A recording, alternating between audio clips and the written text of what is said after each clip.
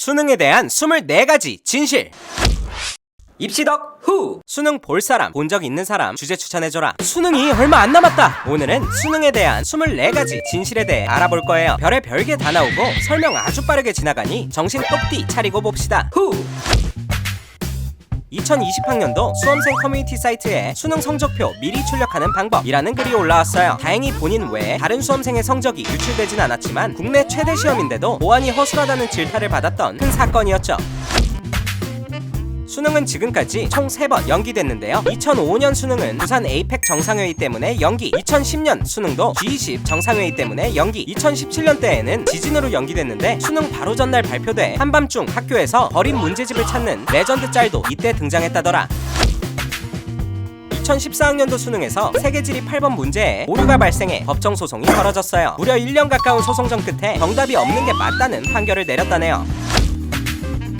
1994학년도 수능은 2번의 시험 성적 중 더 잘 본 것으로 낼 수 있었다고 하는데 솔깃했나요? 근데 2차가 훨씬 어려워서 사실상 무용지물이었습니다. 이후 수능 2회 제도는 역사 속으로 사라지고 말았어요. 국어가 언어로 불리던 시절엔 듣기평가가 존재했습니다. 어떤 느낌인지 궁금하다고요? 대충 이런 시험지라면 연상 가능? 하지만 국어를 모국어로 사용하니 듣기평가는 능력 측정에 의미가 없다는 지적을 받아 2013학년도 수능을 마지막으로 폐지됐어요. 2014학년도 수능에서 유일한 자연계 만점자로 당당히 이름을 올린 A군 서울대 의과대학에 지원했다는데요. 당연히 붙을 줄 알았지만 면접에서 좋은 점수를 얻지 못해 떨어졌다고 합니다. 서울대 의대, 대체 그곳은 어떤 사람들이 가는 곳인가? 수능 출제자들은 수능이 끝나기 전까지 바깥으로 나갈 수 없는데요. 여기서 나갈 수 없는 건 사람뿐만이 아닙니다. 음식물 쓰레기조차 건조기로 처리해 수능이 끝나고 나서야 버렸다죠. 또 출제위원들끼리 족구를 하다 공이 실수로 담을 넘어갔는데 보안 요원이 공 안에 종이가 있을까 그 자리에서 터뜨린 적도 있다고 하네요. 수능 출제위원들은 얼마를 받을까 궁금하죠? 1일에 약 30만원, 한 달 정도 생활을 한다고 계산해보면 약 1000만원이네요. 고된 생활도 참아볼만 하겠어요. 수능이 워낙 예민한 행사이다 보니 선생님들은 수능 감독관 맡는 것을 부담스러워하는데요. 하지만 감독관 적정 인원이 있고 대부분 피하려고 하니 공평하게 모두가 신청할 수밖에 없다고 합니다.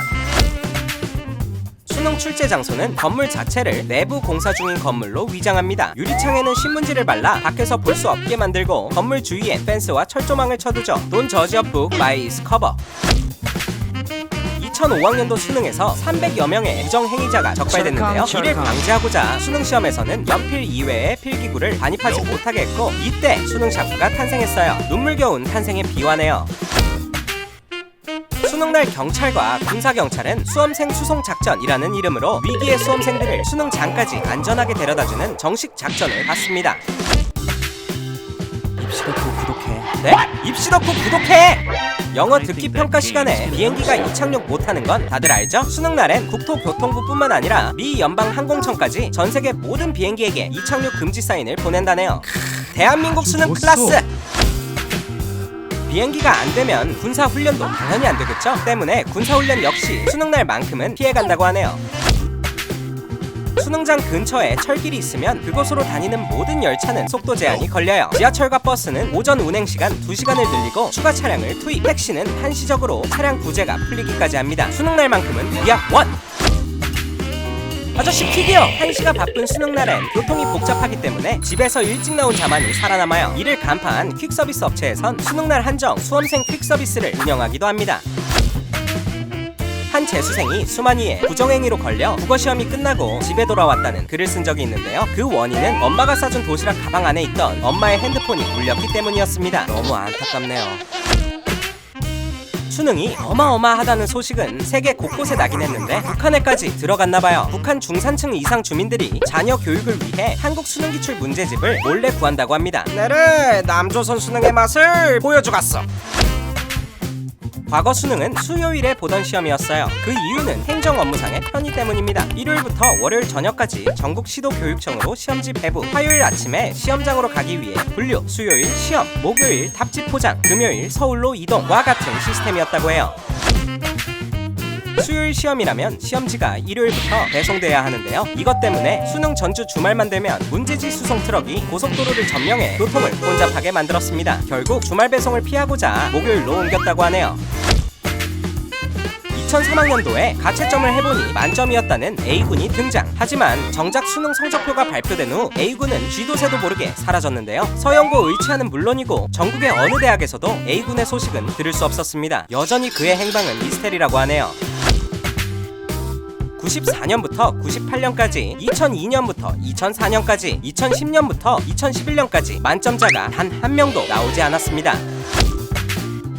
1994학년도부터 지금까지 약 26년간 진행된 수능 1년에 10명씩만 만점을 받았어도 260명인데 지금까지 만점을 받은 인원은 225명에 해당해요. 올해에는 후먼들 중에서 꼭 나왔으면 좋겠다. 수능을 보고 문제가 생겼을 때 본인 확인용으로 활용하기 위한 필적 확인란. 매년 감동적이고 재밌는 문구로 수험생들의 가슴을 울리곤 하죠. 문구는 수능 출제위원들이 수험생에게 힘을 줄 수 있는 문장으로 택한다고 합니다. 출처는 주로 국어 문학작품이라고 하네요. 드디어 끝났네. 이거 만드느라 힘들었다. 수험생들은 파이팅하고 수능 안 보는 친구들은 응원 열심히 해라. 언젠가 너네도 보니까. 그럼 빠이. 평소에 학교 생활하면서 진짜 궁금했던 주제나 입시 덕후가 다뤄줬으면 하는 게 있었다면 댓글이나 인스타 DM으로 보내주세요. 제가 빅데이터와 팩트로 무장해 알려드립니다.